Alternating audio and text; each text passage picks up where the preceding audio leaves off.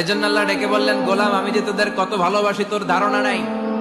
চোখের পানি ছাড়, গুনার কথা স্মরণ কর, তওবা কর। তওবার মতো তওবা করলে সব গুনাহ মাফ করে দিতে পারে কে? বান্দা আল্লাহর কাছে বারবার চাক, চোখের পানি ছাড়ুক, এটা আল্লাহ পছন্দ করে। চোখের পানির যে কত পাওয়ার আপনি কল্পনাই করতে পারবেন না। অনুশোচনার চোখের পানি চোখ বেয়ে নাকের ডগা পেয়ে জমিনে পড়ার আগেই আল্লাহ এই বান্দারে মাফ করে দেয়। বিশ্বনবী ডেকে বলে, ও আমার উম্মতেরা শোনো, আল্লাহর কাছে দুনিয়ার মানুষদের দুই ফোঁটা পানি সবচেয়ে প্রিয়। এক হলো জিহাদের ময়দানে রক্তের ফোঁটা, দুই হলো অনুতপ্ত বান্দার চোখের পানির ফোঁটা। কত ভুল আপনি করেছেন, কত অন্যায় আপনি করেছেন, কত পাপ আপনার হয়েছে, কত মিথ্যা আপনি বলেছেন, কয় ওয়াক্ত নামাজ ছেড়েছেন, কয় লাখ টাকা ঘুষ খেয়েছেন, কত যৌতুক আপনি খেয়েছেন, কত মিথ্যা আপনি বলেছেন। আপনার পাপ যত বড় হোক, যত বিশাল হোক, যত বেশি হোক, আল্লাহর দয়ার পরিসীমা তার চাইতেও বড়। আপনার পাপ, আপনার অন্যায়, আপনার জুলুমগুলো যদি হয় খালের পানির সমান, বিলের পানির সমান, আল্লাহর দয়া সাগরের পানির সমান।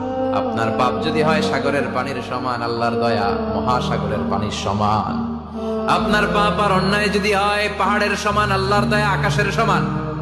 আপনার পাপ যদি হয় আকাশের সমান, আল্লাহর দয়া আরশের সমান। এজন্য আল্লাহ বললেন, ইয়া আইয়ুহাল্লাযীনা আমানু তুবু ইলাল্লাহি তাওবাতান নাসুহা। ও আমার গোলাম, তুই তোর নিজেরে যত বেশি ভালোবাসিস তার চেয়েও আমি তোরে বেশি ভালোবাসি। তোর বাবা মা তোরে যত বেশি ভালোবাসে তার চেয়েও আমাদেরকে বেশি ভালোবাসে কে?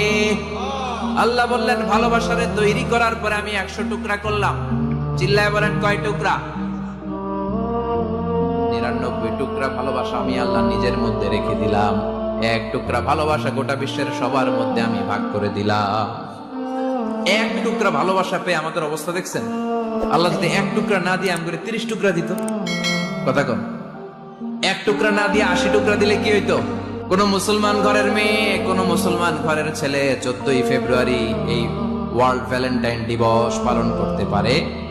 এগুলোর সাথে আমাদের সম্পর্ক নাই। যাদের মধ্যে কোনো ভালোবাসা নাই, মিল মোহাব্বত নাই, তারা বছরে একটা দিন দেখানোর জন্য পালন করে। আমাদের সারা বছরই তো ভালোবাসা। কথা কন, আউয়ালু মা ইউহাসাবু বিহিল আবদু ইয়াউমাল কিয়ামাতি আস-সালাহ। কিয়ামতের দিন সর্বপ্রথম হিসেব নেওয়া হবে নামাজের, সালাতের। সালাত চিনেন তো? কুরবানির গোশত খাওয়ার মাঝখানে যেটা খায় ওটা, হ্যাঁ, এটারে বাংলায় আমরা নামাজ বলি। কি বলি? নামাজ। বিশ্বনবী ইন্তেকাল করবেন, রূহ বের হয়ে যাচ্ছে, 2-3টা শব্দ বললেন, এর মধ্যে একটা ছিল সালাত। সালাত, উম্মতেরা নামাজ, নামাজ, নামাজ ছেড়ে দিও না।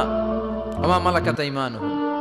মানুষ ইন্তেকালের আগে শ্বাস বের হয়ে যাচ্ছে, রূহ চলে যাচ্ছে, ওই মুহূর্তে কি জরুরি কথা বলে নাকি ফালতু কথা বলে? সবচেয়ে জরুরি কথাটাই তখন সে বলে যায়, ঠিক কিনা? কথা বলেন।